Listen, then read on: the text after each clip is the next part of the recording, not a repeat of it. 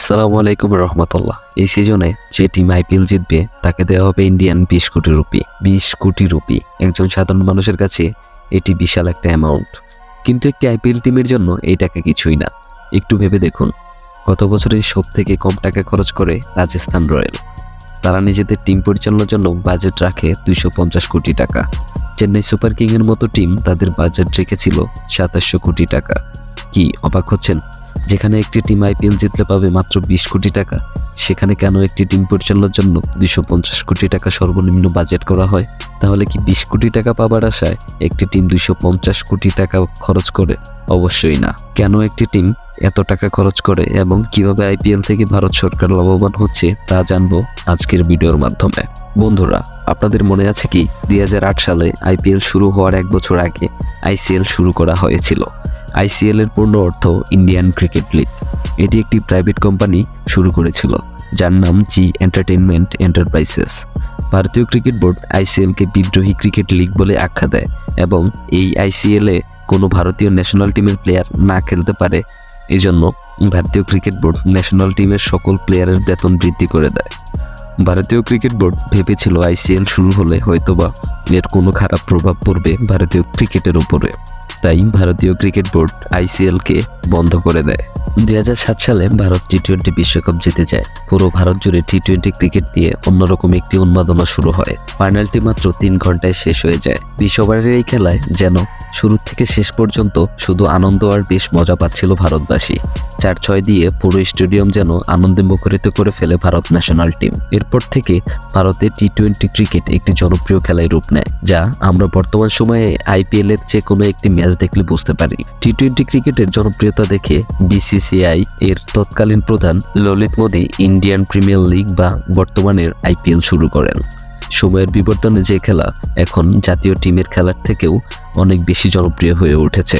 IPL শুধু cricket tournament নয়, আইপিএলকে টাকার খনিও বললেও ভুল হবে না। এক সিজনে 12টা ম্যাচ খেলার জন্য একটি প্লেয়ার 10 থেকে 15 কোটি টাকা পেয়ে থাকেন। যে পরিমাণ টাকা আইপিএলে উড়ানো হয় সেই তুলনায় এই টাকা কিছুই না। এই অ্যামাউন্ট এতই কম যে মূল ইনকাম শুনলে আপনার চোখ কপালে উঠে যাবে। আইপিএল এর প্লেয়ারদের ইনকাম যদি হয় একটি পাহাড়, তাহলে আপনি এখনো পাহাড়ের মাত্র উপরের অংশই দেখেছেন এবং পাহাড়ের 80% পানির নিচে লুকানো আছে, যা জানাবো আমরা এই ভিডিওটির মাধ্যমে।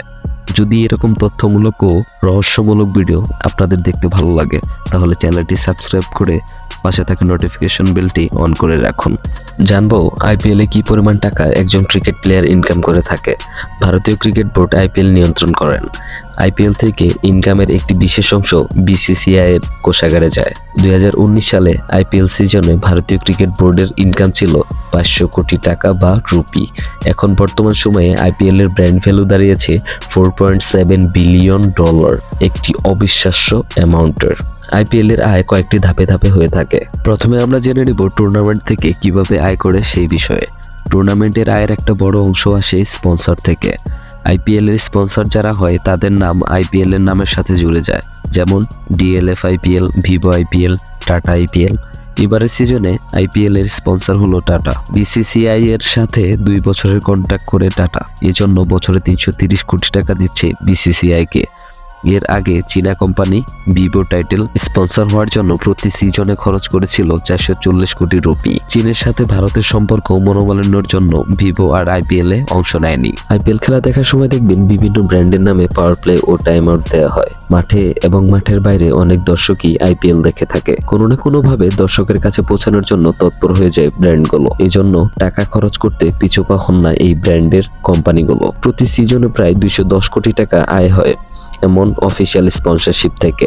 যেমন টাইম আউট হলে ধারাভাষ্যকার বলেন সিয়েটার স্ট্র্যাটেজিক টাইম আউট হয়েছে। ধারাভাষ্যকদের বাধ্যতামূলক এই ব্র্যান্ডগুলোর নাম বলতে হয়। আইপিএল এর সবথেকে বড় আয়ের খাত হচ্ছে ব্রডকাস্টিং পার্টনারের কাছ থেকে আদায় করা টাকা।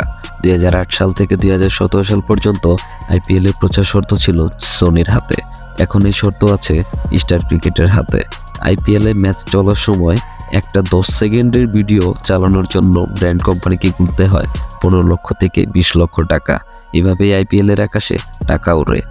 আইপিএল এর দলগুলোর প্রতি সিজনে খরচ হয় গড়ে 200 কোটি রুপি।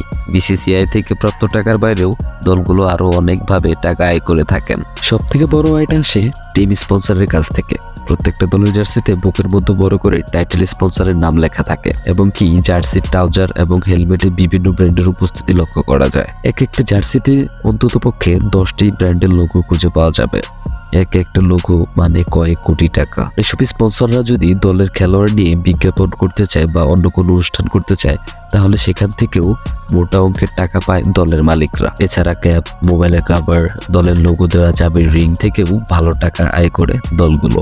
আইপিএলের দলগুলো কখনো লোকসানে থাকে না। ম্যাচ হেরে গেলেও সেই দলের মালিকের ব্যাংক ব্যালেন্সে টাকা জমা হতে থাকে এবং যদি কোনো টিম শিরোপা জিতে তাহলে তার ব্র্যান্ড ভ্যালু বেড়ে যায় এবং স্পন্সরের কাছ থেকে মোটা টাকা আদায় করতে পারে। এই হচ্ছে আইপিএল এর মূল তথ্য। আবারও দেখা হবে অন্য কোনো রহস্যময় ভিডিওতে। সে পর্যন্ত ভালো থাকবেন। আল্লাহ হাফেজ।